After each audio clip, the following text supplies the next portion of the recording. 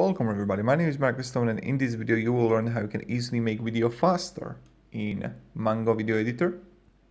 So let's start. MagoVideo editor, not Mango. Oh my god, why did I call it Mango?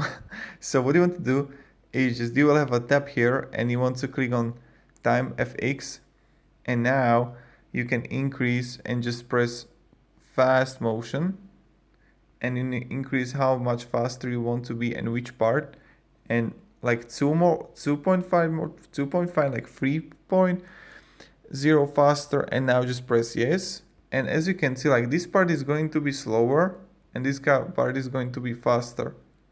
So okay, I'm going back and look at this. This is really fast, and now it's really slow. So this is how you can add a faster effect. Thank you very much everybody for watching. If you enjoyed this video, you can support and subscribe. I'll be really thankful for that. Thank you very much everybody. Have a great day and see ya. Goodbye.